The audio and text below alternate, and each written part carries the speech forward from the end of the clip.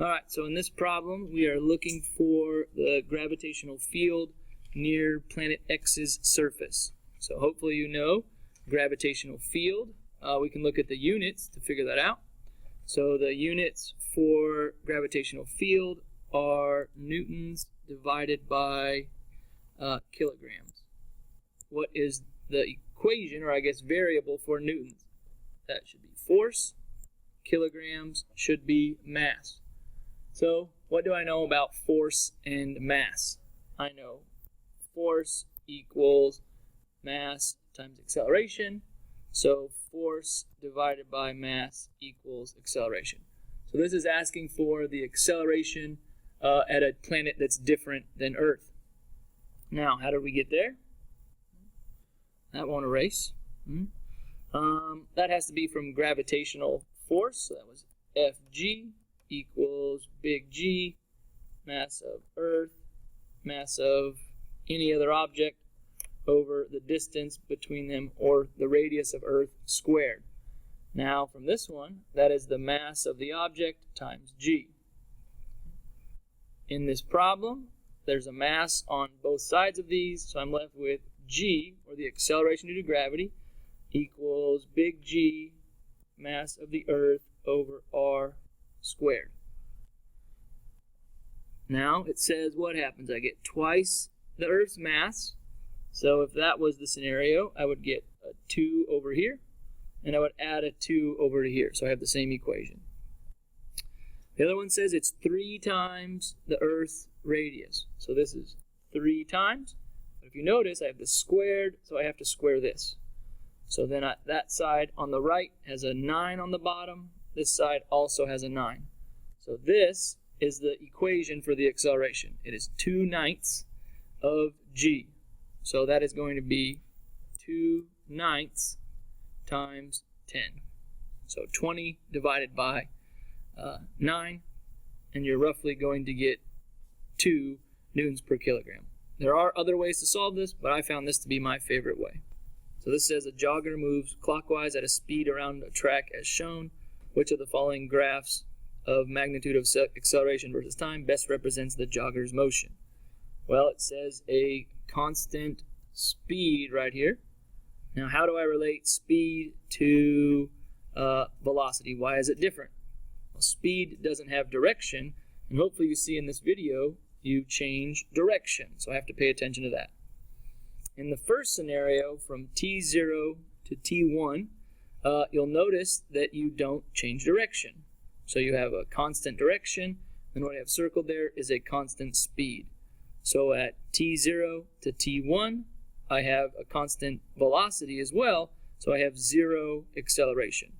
So this one here has an acceleration, can't be that.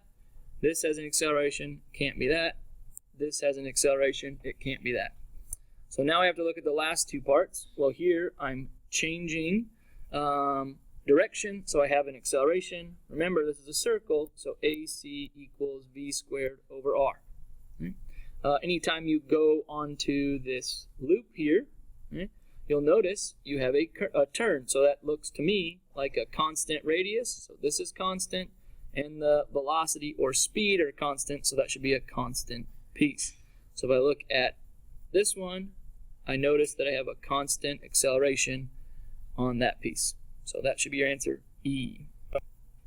In this problem, it asks us which of these statements are true when X has twice the mass as Y. So X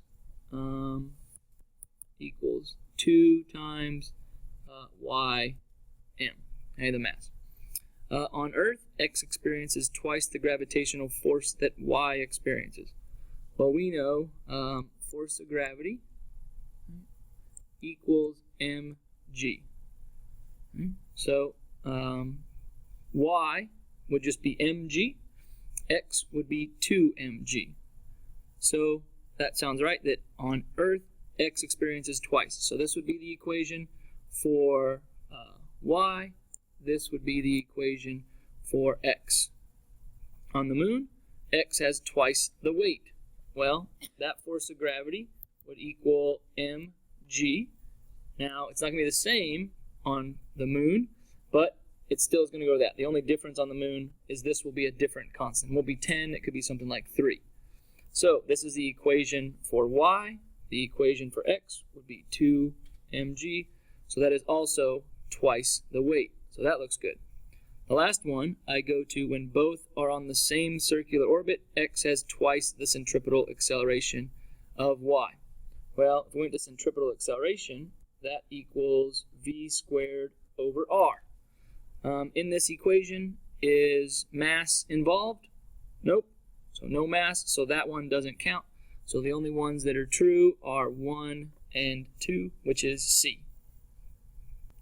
Which one? In this problem, I think it's number 7 on your test.